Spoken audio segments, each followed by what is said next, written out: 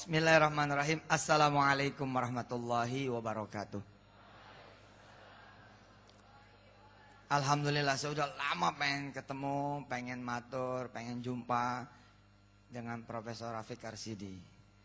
Yo ya, sekarang dikasih sama Allah Subhanahu wa taala. Ternyata lebih adem wajahnya dari yang saya perkirakan.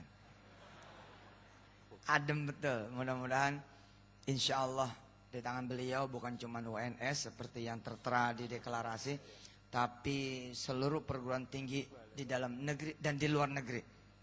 Insya Allah nanti tergabung semua perguruan tinggi di 5 benua di bawah benderanya UNS insya Allah. Amin. Mudah-mudahan insya Allah. Ustadz Syihab, terima kasih sudah membawa saya kemari. Kawan-kawan Deki Solo, Iskarima, dan teman-teman mahasiswa, mahasiswi. Saya benar-benar punya jalan untuk membuat orang miskin menjadi kaya, untuk membuat orang yang bodoh menjadi pintar, untuk membuat orang yang lemah menjadi kuat. Saya dengan izin Allah SWT dan juga kawan-kawan yang bergerak di dunia Al-Quranul Karim seperti mendapatkan ilham dari Allah SWT, seperti doa kita-kita, doa kami-kami, doanya semua orang. Ya Allahumma inna nas'aluka fahman nabiyyin wa hifdzal mursalin wa ilhamal malaikatillahil muqarrabin.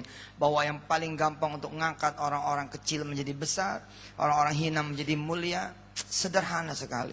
Tempelin dia dengan Quran, rekatkan dia dengan Quran, satukan dia dengan Quran, blend dia dengan Quran. Insya Allah berubah, betul-betul bakal berubah. Setiap apa yang kemudian nyambung dengan Allah Subhanahu wa taala, memang dia akan berubah. Saya mengingat sejarah berdirinya Paytrend. Paytrend ini, Prof, salah satu perusahaan kami dengan izin Allah Subhanahu wa taala yang bergerak di bidang IT. Saya tidak menyangka, seperti saya lihat tadi daftarnya, ada anak-anak mahasiswa kedokteran yang hafiz Quran, ada anak-anak fakultas teknik, ada anak-anak yang dari berbagai latar pendidikan.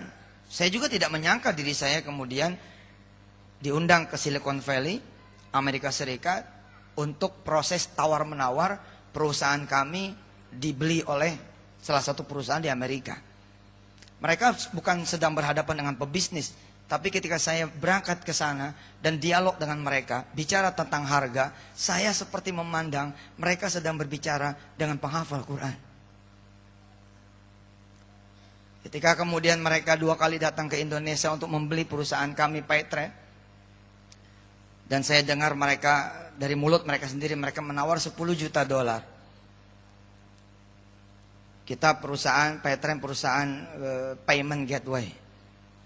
Jadi saudara kalau mau beli pulsa, beli listrik, bayar-bayar ini dan itu, kita bayarnya pakai Paytrend. Mudah-mudahan nanti pembayaran UNS bisa pakai Paytrend. Nah, karena mereka pengen masuk ke industri ini, ya, ada Kasyung namanya di Hong Kong. Dia menjadi besar dan punya kemudian bank yang besar sekali, kemudian menjelajah ke berbagai negara, bahkan benua, karena awalnya dia main di perusahaan payment, di perusahaan manajemen pembayaran, lalu lintas transaksi. Mereka bilang, saya minat dengan perusahaan Anda, kita pengen masuk ke Indonesia lewat perusahaan Anda. Evaluasinya saya dengar dari mereka $10 juta. Saya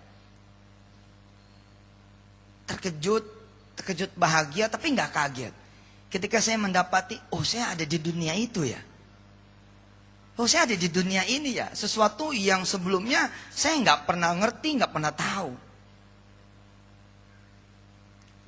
Saya tidak seperti saudara-saudara semua yang kuliah di dunia IT, benar-benar kuliah, kemudian berangkat dari karyawan biasa, kemudian tembus jadi manajer, jadi GM, jadi direktur, kemudian berangkat lagi mendirikan perusahaan IT. Enggak, saya berangkat dari Al-Fatihah, kemudian Al-Baqarah, kemudian Ali Imran.